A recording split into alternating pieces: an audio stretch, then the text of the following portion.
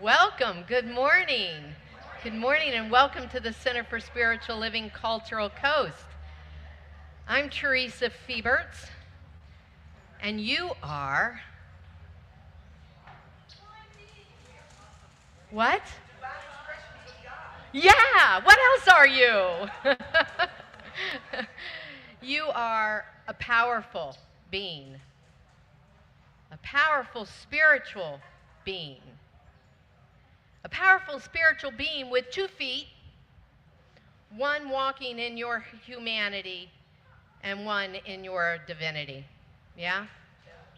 Yeah. That's it. That's where we are. That's where we are today. It's where we are every day, every moment of every day. Sometimes we feel a little more in one than the other. Maybe we're hopping a little lopsided on those days. But the truth is, 2 feet, one in our humanity, one in our divinity. Yeah, yeah. And we're exploring the mysteries of life. This month, we're exploring how to play with the paradox of life, because paradox is natural to life. It's part of life. And so we're learning to be a little light with it, curious, a willingness to maybe even be vulnerable in the paradox, in the not knowing, in the uncertainty, to stay in that place of questioning, to stay in the place of wonder and expectancy. Yeah, yeah. Inviting the divine ideas through our spiritual practices. Yeah, that's where we are. So, we use treatment. I like to say that treatment is treating our minds to a new idea, treating our minds to a higher idea, to a greater truth, a greater reality. Yeah. Because life is challenging. And we can use treatment for our personal situations, our challenges like a hectic schedule between the paradox of being on vacation and not having cell service and internet service and not being able to complete my work. Oh, but wait, I'm on vacation. Yeah, but you still have this to do. All of that. And we can use it in the paradox on a global level. That paradox between peace and war. Yeah, the places we find ourselves. And so this morning, in and out of this conversation is that experience that we are having because people in Israel and Palestine are certainly in an experience, are they not? Yes. And so we can use treatment and we can raise our vibration to a place of love and possibility, even in that uncertainty of what's happening and what's going to happen, for the healing of the people there, for everyone that cares for them. One of the things I want to share with you this morning to open us up, and I shared this on Facebook, so if you're on our Facebook page, our group page, our main page, it's there. And also, I'll put it right out here with a pen, and you can write your name on the back of this if you'd like me to email it to you, and I will do that this afternoon. But our CSL, Spiritually Motivated Social Engagement Committee, SMSEC, put out a press release. And so I want to share this with you, but there's some great information. So you want to see the whole thing. I'm just going to hit some highlights here for you. They state, and I join them, in saying that there's been announcements given out by Christian leaders that are in that area that are calling for peace. So the Centers for Spiritual Living joined that. They say, we too pray for the cessation of violence and for the rights of the Israelis and the Palestinians to live free from fear, violence, and war. As we explore the power of paradox as CSL's global theme this month, we're aware that peace and war form the biggest paradox of all. How do we continue to know peace in the midst of war? We cannot move towards a more peaceful world until we address the underlying causes of violence, inequity, injustice, colonialism, and oppression of all forms. Our founder, Ernest Holmes, declared, and I quote, "The promise that comes from practicing a conscious union with the divine is a deep, abiding peace, even in the midst of personal or planetary challenges. We can create a spiritual chain reaction, which can bring peace in the midst of chaos." And so that's what I call upon us this morning to do, to be in that place. Again, check out the Facebook post or put your email on this. We have, and this is ongoing, we have 2 opportunities between Monday and Friday. Well, there's 5, so 6 opportunities between Monday and Fridays for you to join the Centers for Spiritual Living every week, not just this week, in prayer. We have the Peace Meditation and Prayers, which is conducted by the CSL Geneva and CSL communities in Ukraine, Crimea. That happens at 12 p.m. noon, Mountain Time, Monday through Friday at 12. The link is here. If you get it online, if I email it to you or you see it on Facebook, you have a live link. The Heart of Peace Meditation is a initiative that every Monday at 1 p.m. Mountain Time, you can join in prayer and meditation. But it's not enough to pray, they tell us. We need to act. We need to act. And so I'm open. If you know of credible places locally, I've reached out to a couple rabbis already. I did that yesterday, of where we can donate and how we can be involved, and vigils that we can be involved in. We're there. We want to do that. So if you know of things, bring that to me, and we'll get involved.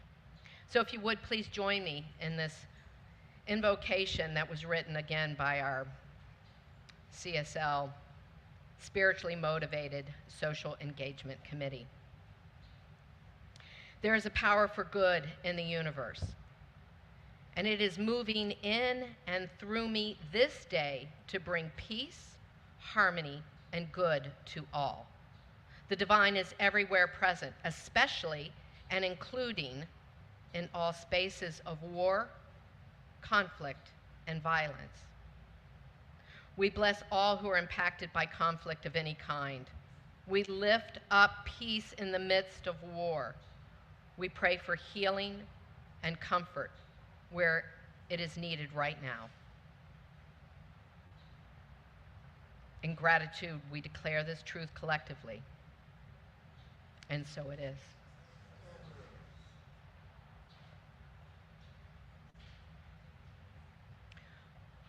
Well, I am very excited this morning that we have Elaine Silver back with us. She's been off gallivanting, traipsing through the countryside as she does in the summers, and she's back home. Yay, I'm home.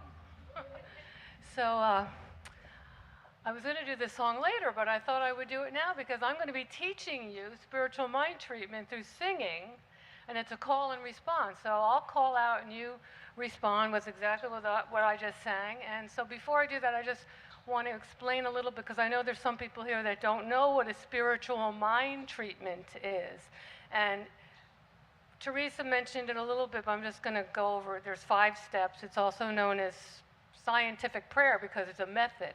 And it treats, a treatment, it treats the atmosphere of our mind into the one mind, to have it be more receptive to what it is we want to manifest or continue to manifest. So there's step 1, which is recognition of, we recognize that God, or whatever you want to call that energy, light, infinite power, source, energy, God, goddess, all there is, that's all that is. Just that energy, that light, that power. So God is all there is. The second step is, well, if God is all there is, and it makes up everything, it's not just in everything, it is everything, then I must be that too, and each one of us must be that. All of us are made of that divine substance and essence and presence. So God and I are one, which is kind of the mantra of step 2.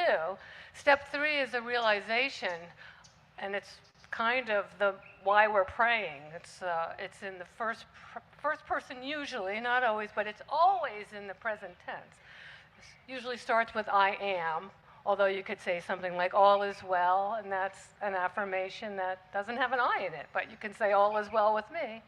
The 4th step is a gratitude step, and law of attraction teaches us what we focus on gets bigger, whether we like it or not. So we focus on appreciation, that appreciates. And then the 5th step is the release step, where we let it go and we get out of the way and we just allow it to be so. Sometimes I put whatever I'm praying for, that or something better, because I don't want to limit source. So, okay, so I'm going to show you what step is what. And I'll go like this and like this when it's your turn. And so I call this the one power and presence treatment. It goes like this. Oh, and the intention of the spiritual mind treatment is to teach the 5 steps through call and response, and to have the music help or assist each one here to embody the prayer, because when you sing, a lot of times it's a different way to learn something. So step 1. There is only one power and presence. There is only one power and presence. It's the source of all there is. It's the source of all there is. It makes up everything in the universe. It makes up everything in the universe, including me and you too. Including me and you too. I am blessed and highly favored. I am blessed and highly favored. As I give, I do receive. As I give, I do receive. I am grateful every single day. I am grateful every single day. I release my word to the law. I release my word to the law. We're going to do it again. There is only one power and presence. There is only one power and presence. It's the source of all there is. It's the source of all there is. It makes up everything in the universe. It makes up everything in the universe, including me and you too. Including me and you too. I am blessed and highly favored. I am blessed and highly favored. As I give, I do receive. As I give, I do receive. I am grateful every single day. I am grateful every single day. I release my word to the law. I release my word to the law. It is done, it is done, it is done, it is done, it is done, and so it is. It is done, and so it is. And so it is. Good job, everybody.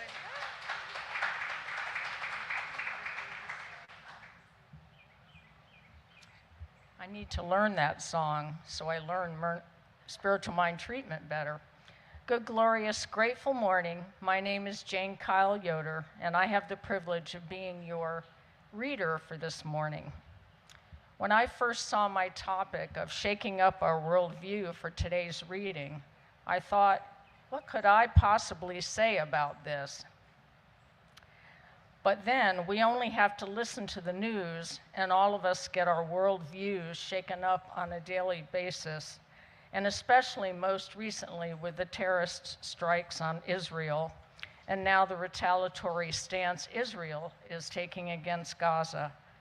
I ask each of you to hold in your heart the people on both sides who only want to live, work, and love.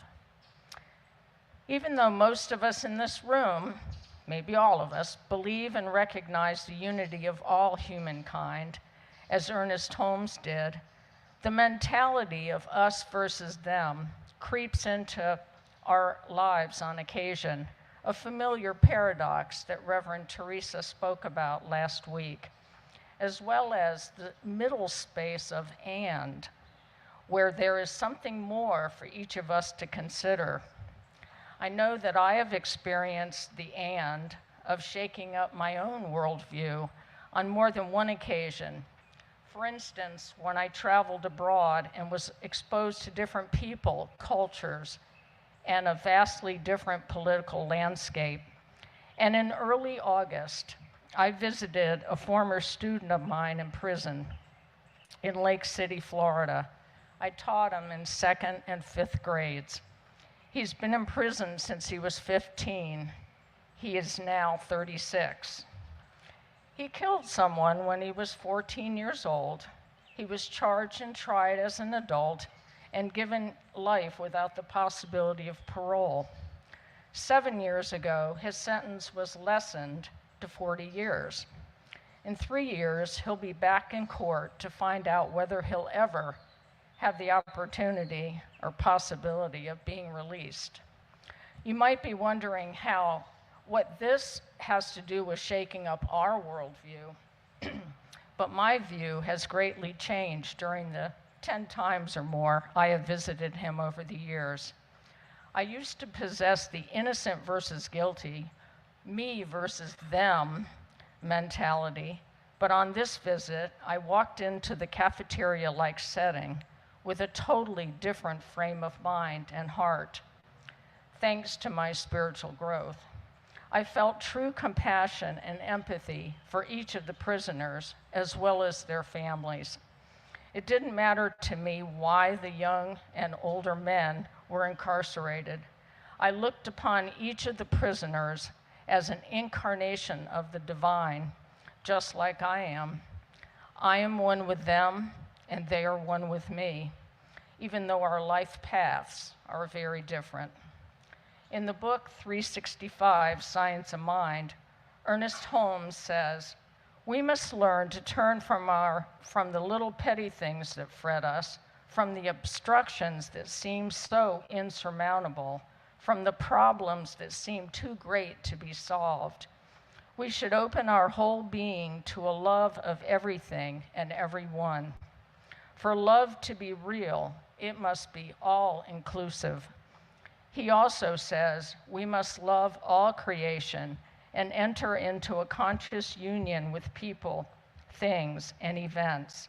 There is one spirit diffused through humanity." The following 2 verses of Finlandia have always spoken to my heart and fit beautifully with this topic of shaking up our worldview. I'm not going to sing it for you, but I'll say the words. "This is my song, O God of all the nations, a song of peace for lands afar and mine. This is my home, the country where my heart is. Here are my hopes, my dreams, my holy shrine. But other hearts in other lands are beating with hopes and dreams as true and high as mine. My country's skies are bluer than the ocean, and sunlight beams on clover leaf and pine. But other lands have sunlight too, and clover, and skies are everywhere as blue as mine. Oh, hear my song, thou God of all the nations, a song of peace for their land and for mine." Finlandia, and of course Ernest Holmes' messages, are how we shake up our worldview. It's not us versus them, it's our world. We are one in it and with it. And I encourage you to read The Paradox of Prison Rules in this month's Science of Mind magazine. It's eye-opening. Thank you. Enjoy a healthy, happy, and harmonious Sunday.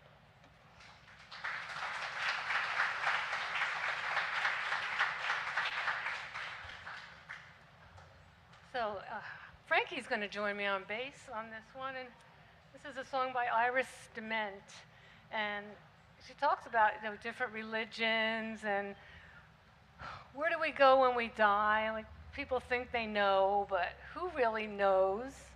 And it's just to let the mystery be. And I think to have peace on earth, we need to let each other be and allow.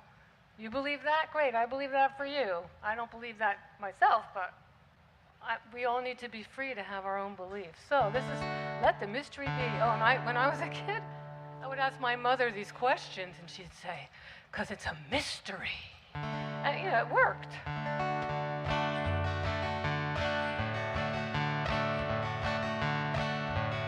Everybody's wondering what and where we all came from. Everybody's worried about where they're gonna go when the whole thing's done. No one knows for certain, and so it's all the same to me. Think I'll just let the mystery be. Some say once you're gone,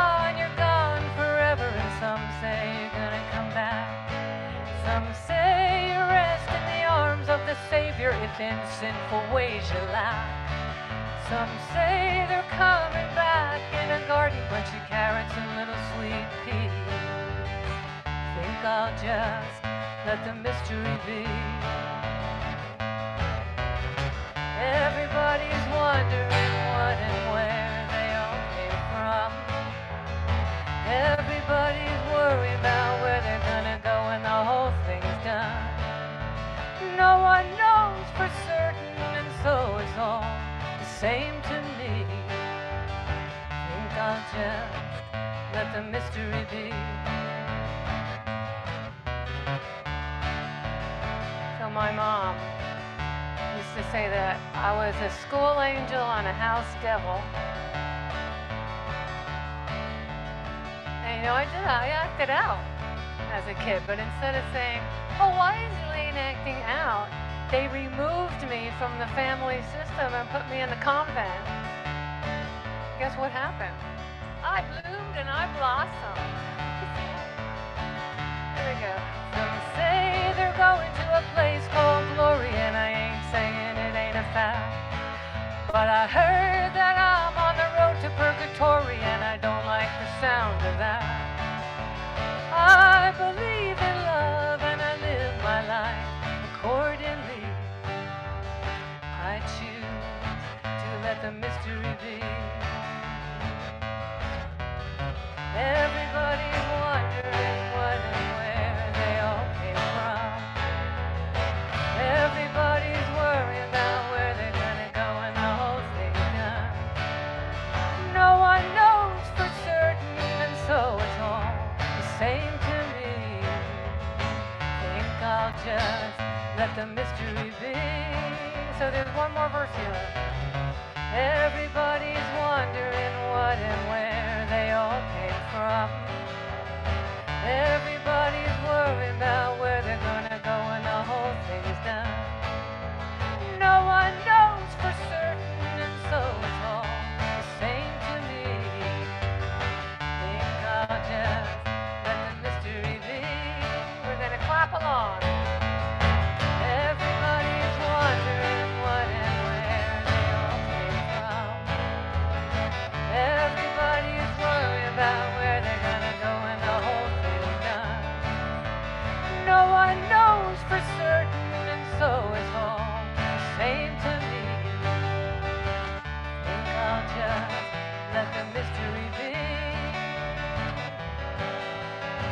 Think I'll just let the mystery be. And so it is.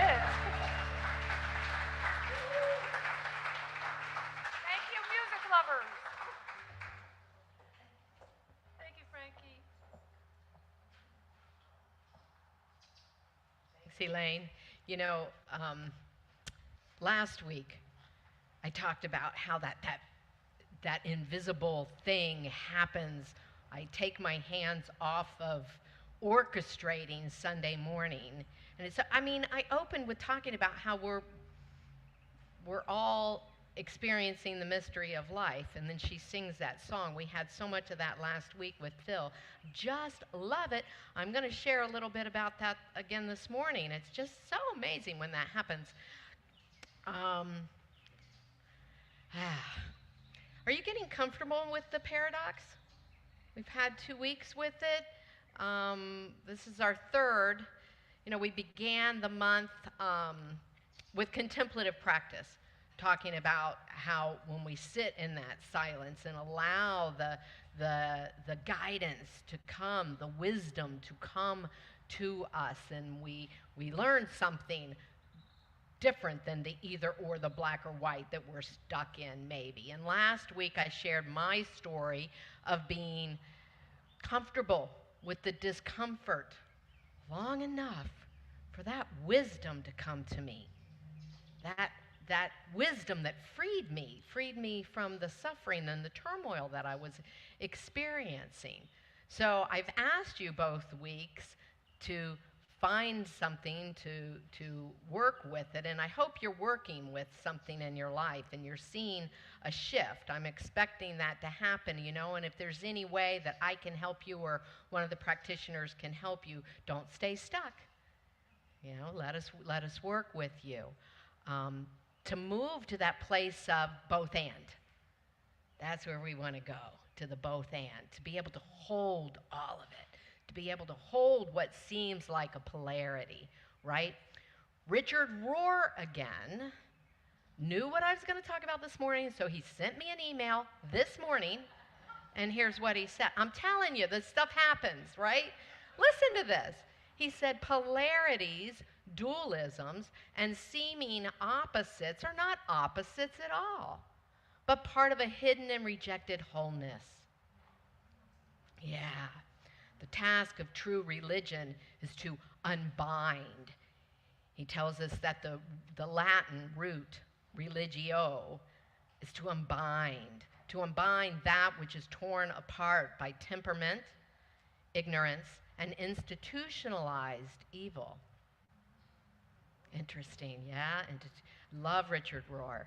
So our goal with this conversation is to embrace life, to throw ourselves in with open arms, to be freed from oppression of either or thinking, to be freed from that black and white polarization that we get stuck in, to liberate our minds by a higher idea, a greater idea, a divine idea. Yeah? Rumi told us, right?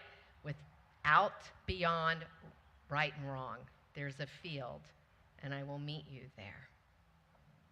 Yeah.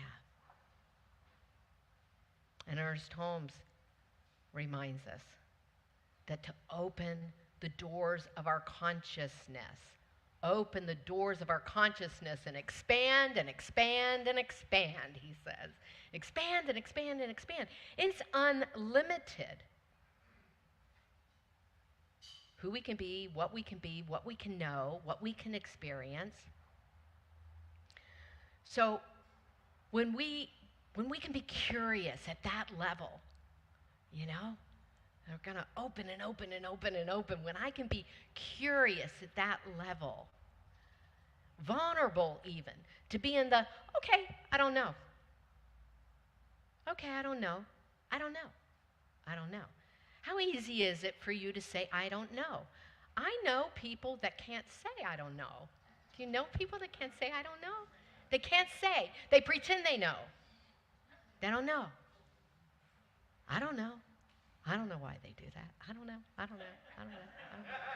I used to have a friend, this beautiful woman is now married, but she was this big, and she used to go, I can't know. I can't know. I can't know. I can't know. But you know what? Something in me knows, right?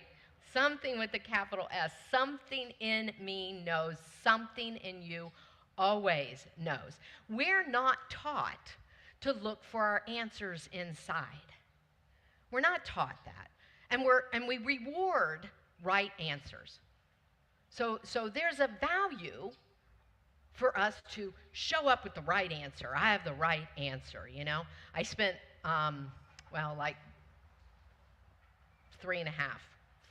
close to 4 days, 2 days of driving with my grandsons, with all my grandkids, actually, this past week. One of the twins has to know. It has to be right. The other twin could care less. They are so dang adorable, and they are so different in that. It's just absolutely amazing how they show up. And I think back, Bobby reminded me last night, I think back to my son, and he really embodies both. You know, and he did as a little kid too. You know, there were times where he really wanted to be right, and boy, if he wasn't right, he would just be crushed, and that was coming from something inside of him. But then there were other times where he was all right, and I don't know, because he was curious, right? That's a great place for us to be. It really is a great place, I think, for us to be. The optimum would be high involvement, right? High engagement, passion for living, for the things in our lives that give us meaning. High attachment to that, very low attachment to outcome, right? High involvement, low attachment. High involvement, low attachment. I think that's the ideal place we want to be. And then we, like by magic, have the exact right songs show up. By magic, the reading is exactly perfect. Yeah, magic with the capital M. There seems to be unanswerable questions in the universe. Can we be okay with that? Do we have to have an answer for everything? I've gotten comfortable with that. I don't have to have an answer for everything in my life. And certainly don't have to be right. It's a liberating place to be. Or many times don't even know what's right. I don't know. I don't know what's right. Yeah. Ernest Holmes calls this teaching, this philosophy, a science because he says we can prove it. That is when I know something. That's when I know something's right. That's when I know something because I can prove it to myself, right? I can use treatment that Elaine took us through. I can use that and I can prove it to myself that it works. That's when I know. That's when I know. Ernest Holmes was a very curious child, I assume much like Elaine. His mother actually called him the question mark. Yeah, that was his nickname, the question mark. He was a curious child, and he never seemed to lose that. He never seemed to lose that sense of fascination about life, about people, cultures, religions. He studied all kinds of religions. I think he left school when he was ninth grade, something like that. He was self-taught. Very, very curious, very curious. And he was a very humble man. He didn't argue with people about their ideas, their beliefs. He accepted, he found it interesting. Well, why do you think that way? Never making anybody wrong. He synthesized those things that he found that worked for him, that worked in healing. And then he taught other people those ideas and that way of being. But again, never to say this is the one way. Remember the quote that I used last week, there is no final revelation. Even in our teaching, he was very clear. There's no final revelation. There's always more being exposed, always more. So what if we didn't need an answer to everything? I think we'd be out of judgment, right? We wouldn't fall into a place of judgment. We'd be in a place of infinite possibility, right? Right. So our spiritual practices give us the recipe for doing that, I think, for reaching those divine ideas, for opening to something that's really great and beyond what we had originally thought. So we started the month with contemplation. I gave you phrases and asked you to sit with them, right? Visioning, we're just about finished with our visioning course. That's what visioning is. We create a meditative atmosphere and we ask our higher self, we ask that wisdom within and beyond and all around questions. And we listen for those answers, deeply listen. How many people are in that class in the room right now? Look around. There's 18 people in the class. Those of you that didn't raise your hand and are maybe curious, go ask one of them about it and their experience of it. And then, of course, treatment that Elaine talked about. Daniel Epstein, who's been here with us before, he's got the Portraits in Faith, and he came and he did a workshop with us. On Facebook, he shared yesterday from his rabbi, Lizzie Hademan, in a letter to her congregation. She's in Chicago, Mishkan, Chicago. That's the name of their community.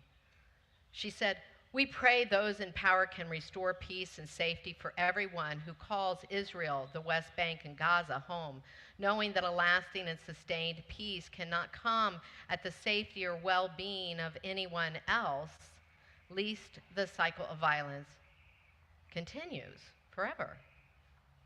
So let us, she's calling for us, let us and the Israel leaders remember that the enemy is not the Palestinians, but the zero-sum thinking, the zero-sum ideology, zero-sum winners and losers, polar opposites, winners and losers. But that zero-sum ideology of hate and revenge, that's the enemy. That is an excellent reminder, again, something beyond the polarity that we want to fall into.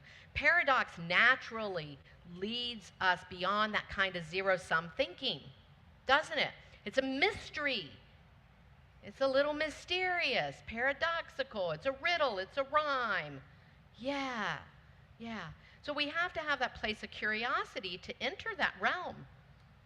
We have to have the desire to know something greater than where we feel like we're stuck.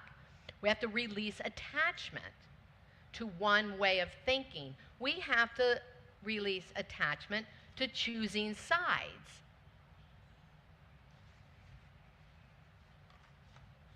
It's hard to do. I know, those are big words.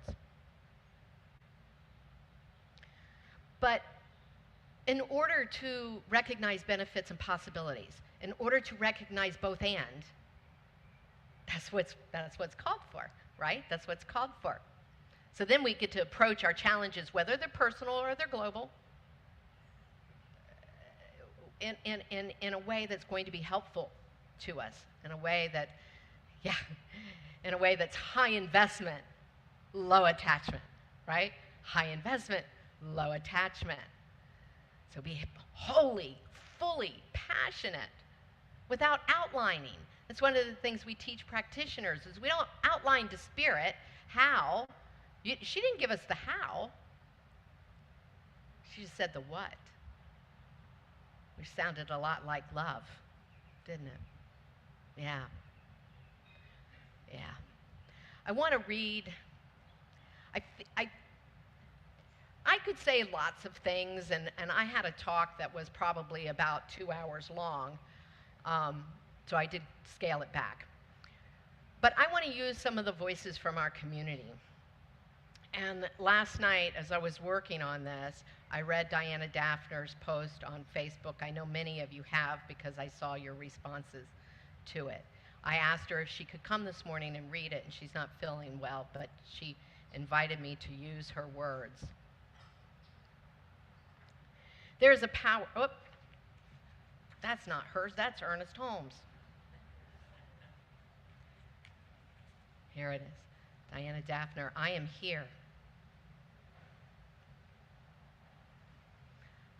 I am here. In Hebrew, Hineni, I am here. This is what Moses said when God called him forth from a burning bush. I am here. Hineni. My heart, my body, my soul are present, are here, present, focusing attention on the sacredness of this present moment. I am here. Grounded in the center of my being, and yet I am not here. I am 6,000 miles away. I am in Israel. I am in Gaza. I am in the hearts of those who have lost loved ones in heinous ways. I am in the hearts of those who fear they will soon lose loved ones. I wish I could enter the hearts of those who hate and kill. I wish I could open their hearts to my presence, to the presence of all life. Hineni. I am there, joining hearts with those who continue to reach for peace in the midst of so much anger and righteousness, generations of anger and righteousness. Hearts hardened in a history of wronging and being wronged. Hearts hardened as they perpetuate more wrongdoing. Hineni, I am there. The world teeters, unsure of finding balance in the madness of religion and the might of power.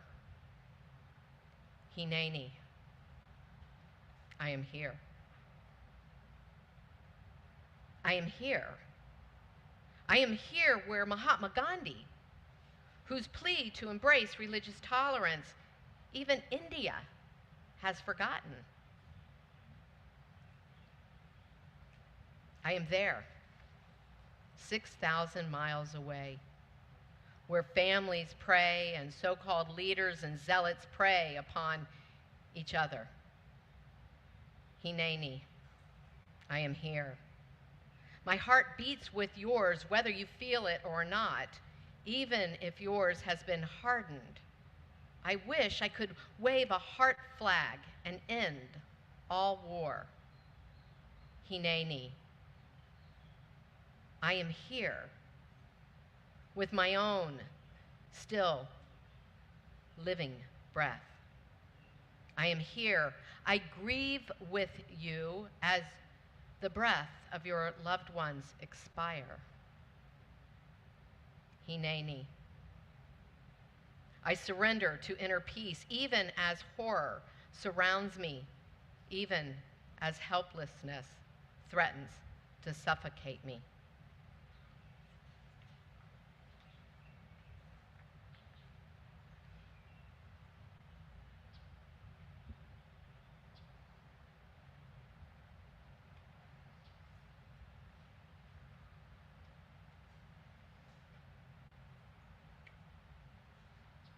So moved by Diana's words last night and still now this morning.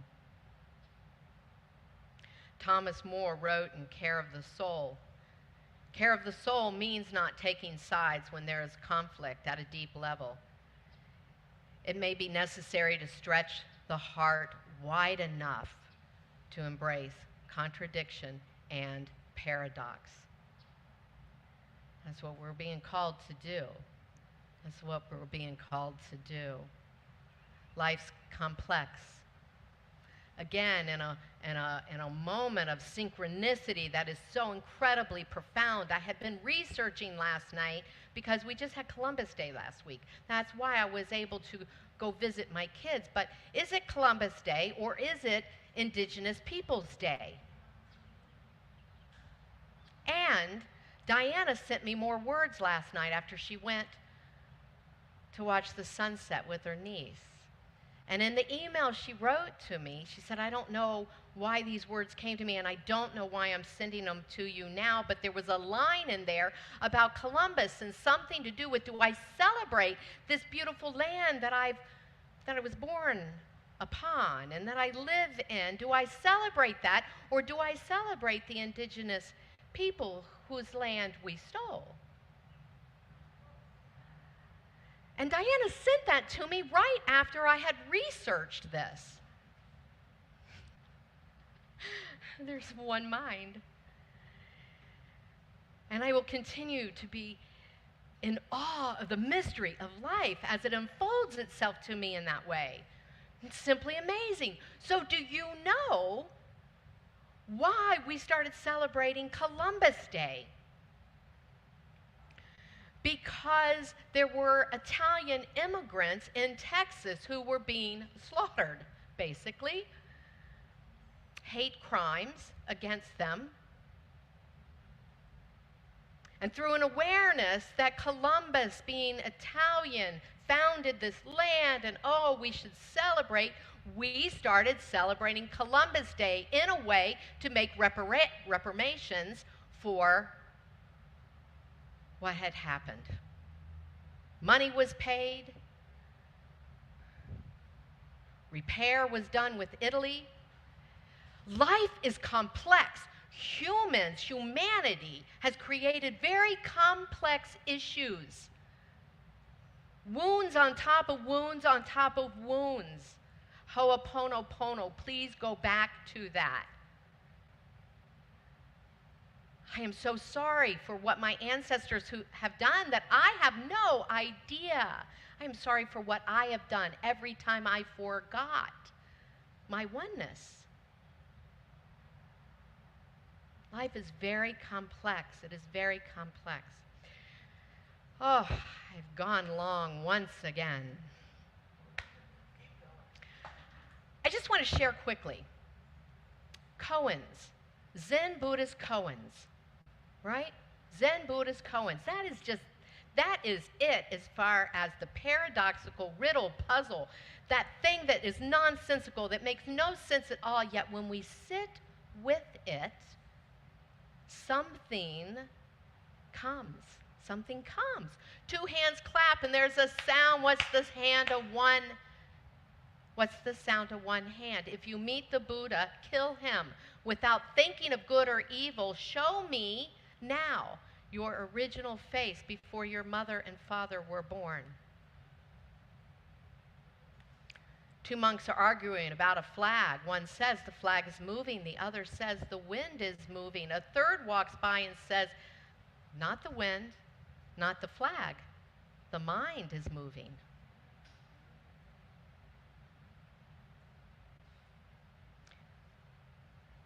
The more we wake up, the more we have opportunity. Yes? Yeah. This field of curiosity, playfulness, adventure, discovery, possibilities, when we play in that arena, the gift never stops giving. There's always more. It's unlimited wisdom, unlimited possibility, unlimited love that we're exposed to at that point. I'm going to leave you with this thought of Ernest Holmes. And I have another quote. It's a long one that I've left over here on the table. If we run out of them, come, put your name down here. Let me send it to you. I want you to have something at hand that you can read that might help as we go through these times, yes? So Ernest Holmes in Spiritual Awareness says, there is a place within us where thought springs spontaneously from the infinite. By inviting divine ideas to enter and express through our consciousness, we can permit the inspiration of the creative genius of the universe to impart new thoughts, to create new scenes, to enlarge all our horizons. This is what I know for each one of you. So it is.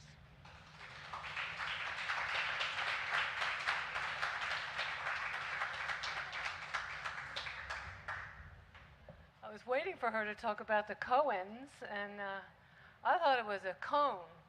And when we were talking on Friday, and she said, started talking about a koan, and I'm like, oh, Michael Cohen, Alan Cohen, who are you talking about?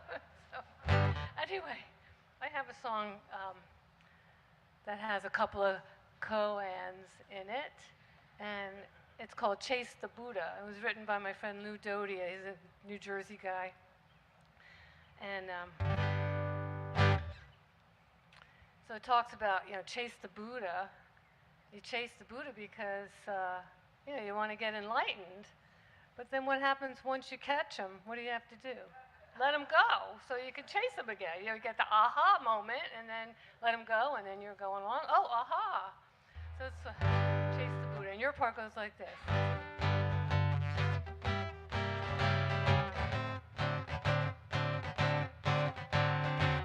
Chase the Buddha, chase the Buddha, chase the Buddha, but don't you know? Chase the Buddha, chase the Buddha, chase the Buddha, but don't you know? That when you chase that Buddha, to catch the Buddha, gotta let him go. So your part is just chase the Buddha, chase the Buddha, chase the Buddha, but don't you know? Then chase the Buddha, chase the Buddha, chase the Buddha, but don't you know? That when you chase that Buddha, To catch the Buddha, gotta let him go. So just a whole bunch of the same lines. 1, 2, 1, 2, 3, 4. Chase the Buddha, chase the Buddha, chase the Buddha, but don't you know? Chase the Buddha, chase the Buddha, chase the Buddha, but don't you know? That when you chase that Buddha, to catch the Buddha, gotta let him go. And if a tree falls in the forest, wood, then there ain't no one around. If a tree falls in the forest, would that tree then make a sound? Depends on if the tree hits the ground. Chase the Buddha, chase the Buddha, but don't you know? Chase the Buddha, chase the Buddha, chase the Buddha, but don't you know? That when you chase that Buddha, to catch the Buddha, gotta let him go. What is the sound of one hand clapping? What is that sound, I'd like to know? What is the sound of one hand clapping? What is that sound, I'd like to know? Chase the Buddha, chase the Buddha, chase the Buddha, but don't you know?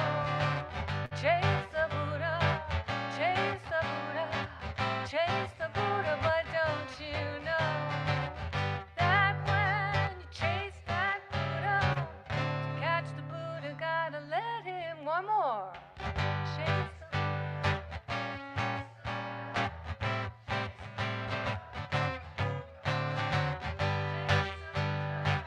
Chase the Buddha, chase the Buddha, but don't you know? That when you chase that Buddha, to catch the Buddha, gotta let him go. To catch the Buddha, gotta let him go. To catch the Buddha, gotta let him go.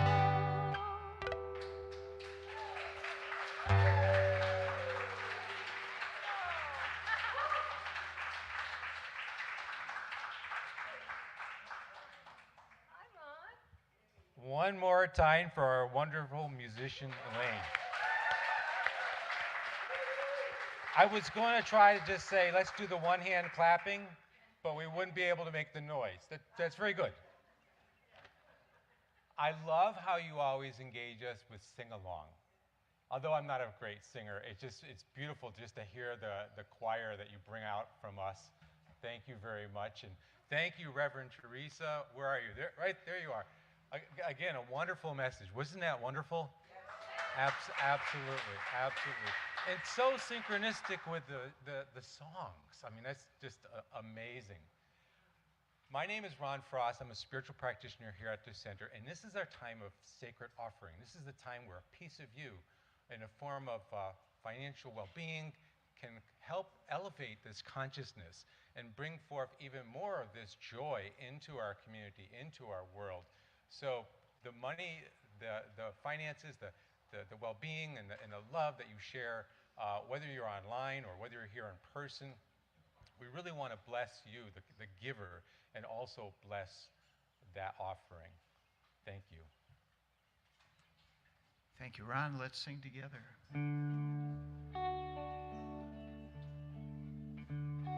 I receive the gift of life and pass it on.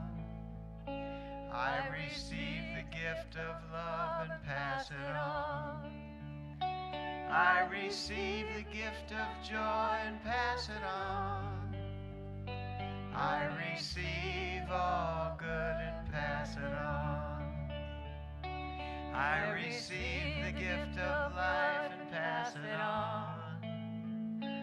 I receive the gift of love and pass it on.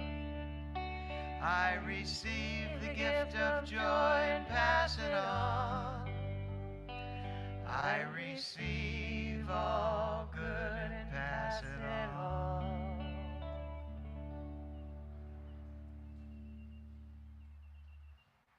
All right. Thank you very much for your offering. Now it's time for announcements.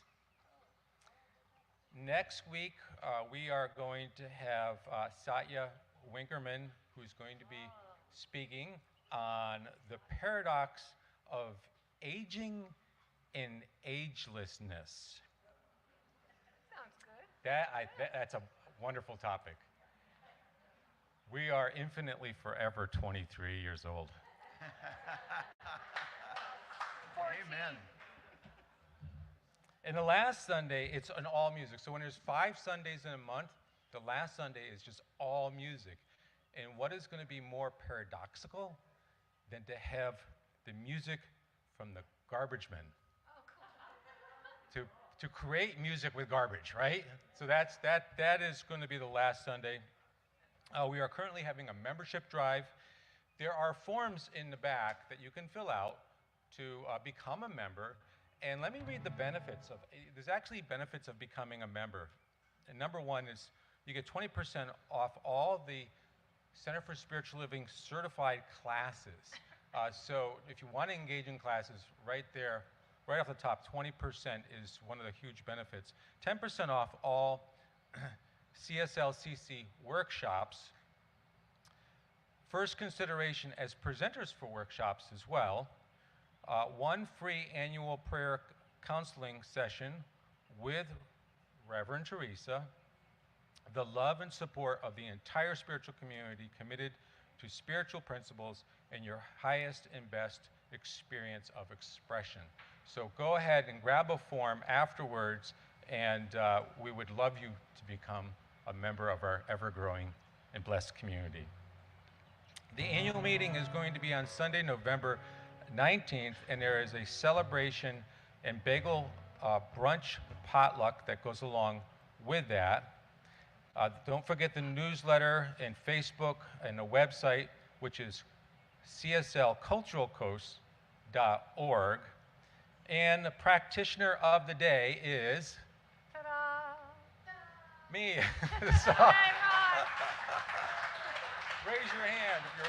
Raise your hand if you're the practitioner of the day. One hand clapping. I will be over behind that little place over there. So if you are seeking prayer support for yourself, prayer support for somebody else, something you want to create greater into this world, or something you want to seek healing for, please come over, and I would love to sit down with you with prayer. And stick around for coffee and snacks afterwards. I am done with the announcements. Okay. Thank you, Ron. Thank you. All right. We're going to end with a peace song, so please sing along.